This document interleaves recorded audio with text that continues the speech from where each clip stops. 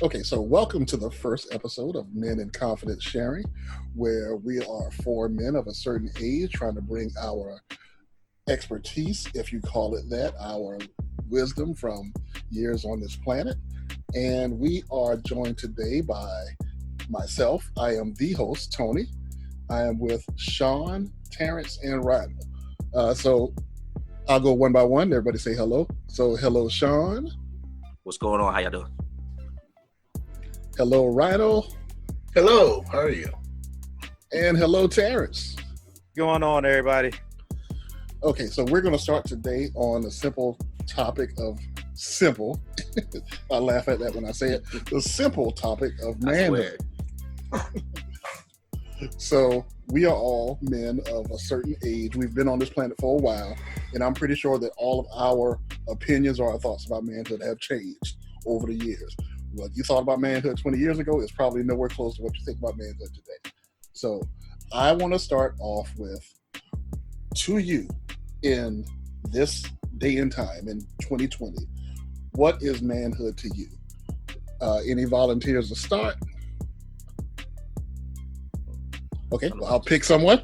You might have to pick someone. I was about to jump right in. You know, I don't mind kicking things off on the topic. So, for me, manhood has evolved for sure. You know, 20-year-old Terrence thought manhood was about puffing his chest up and really being braggadocious and showing the world, look at me, look at all I can accomplish, look at all I can do because I am invincible, I am unstoppable, I am all-knowing. I had to laugh because that sounded ridiculous, thinking I was truly all-knowing at 20. Man, if I had only known some things then that I know now.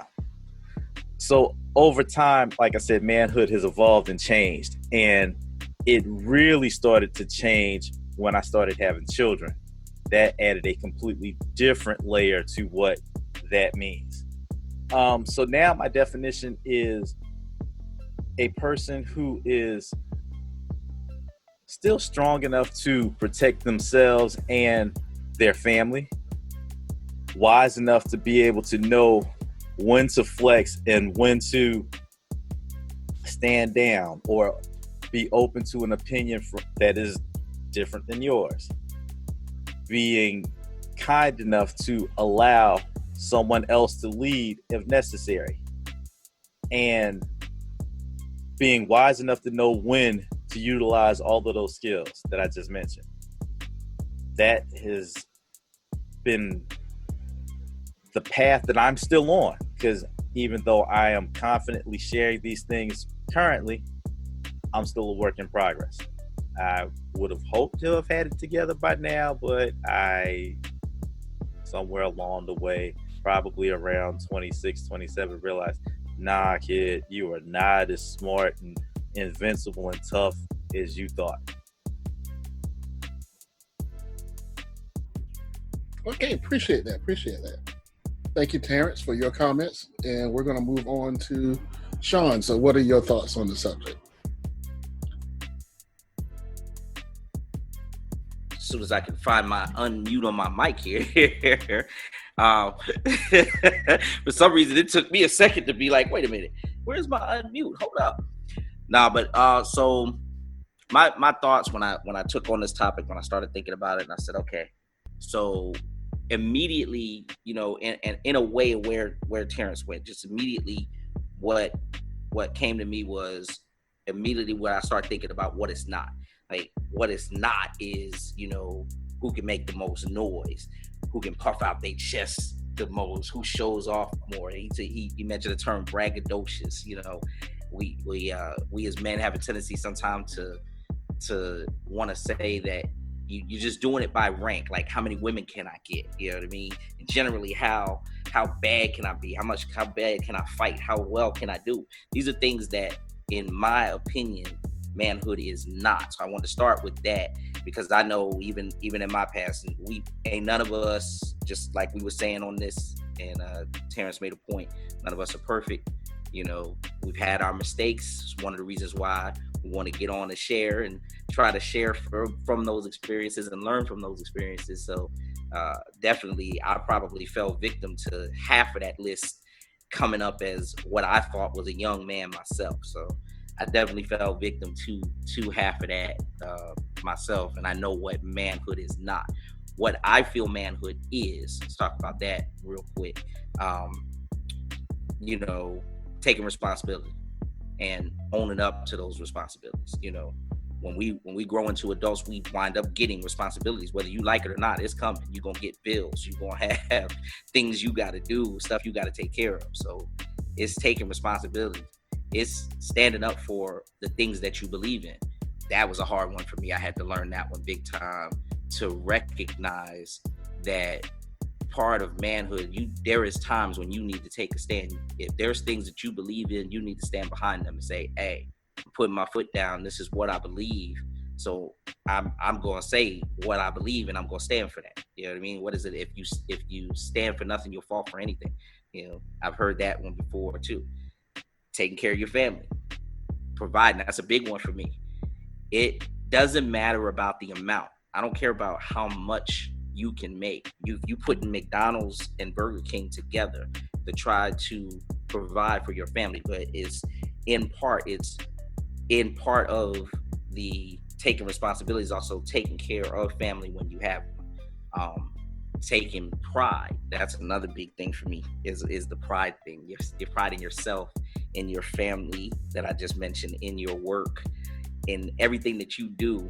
You want to be able to take pride in it. When you do something, you say, okay, that's how you can really stick your chest out, because you can say that I've done these things: work, family, religion, those type of things.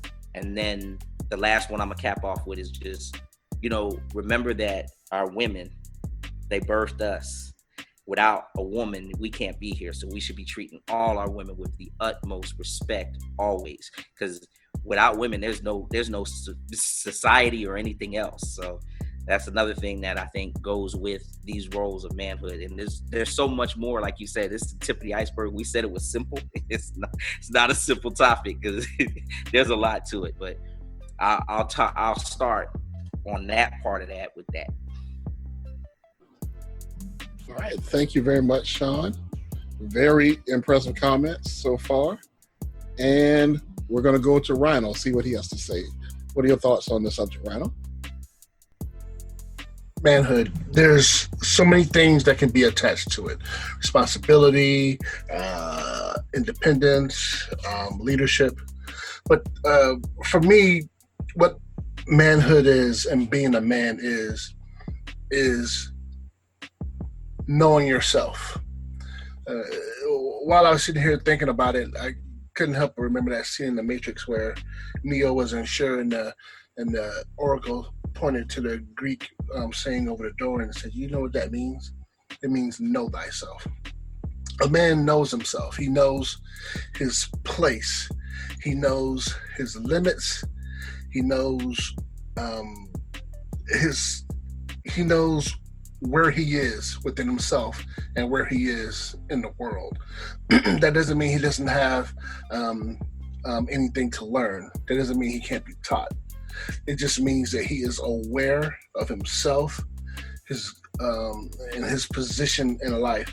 And yes, he is aware of who his God is, and that should be his GPS, his personal, his spiritual, I guess SPS, spiritual positioning device, SPD, whatever. But what focuses him and keeps him where he is, and connects him to the world, and to the people around him.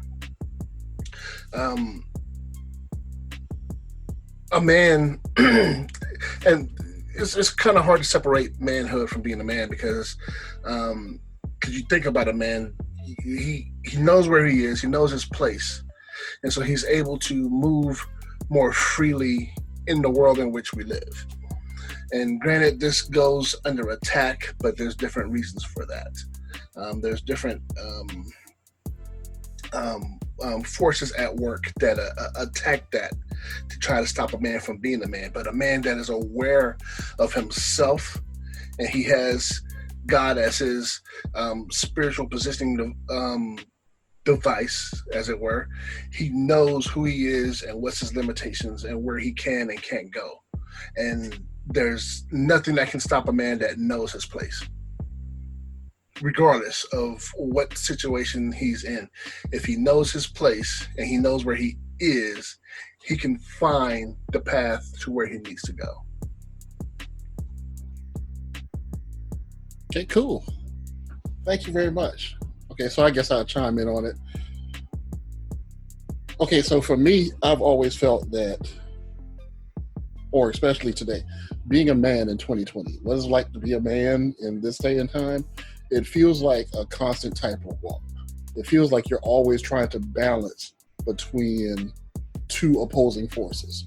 Like you're trying to be strong, but in control, right? You're trying to be aggressive, but patient, right? And you're trying to be a leader, but at the same time, you're trying to listen. You know, it's like you're always trying to find that balance between two things that seem like they really shouldn't be together. And like, I don't know where I'm going from here, but I feel like you're always trying to find that perfect middle ground of what you can be versus what you're expected to be.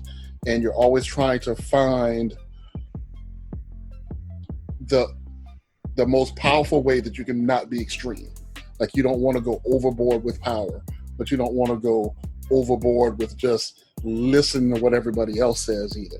One of the things that's big about manhood is standing on your own ground, standing on your own 2 feet, and not being swayed by the voices and the opinions and the thoughts of others, even if there are people that you care about. Sometimes you just got to walk your own path and do what you have to do.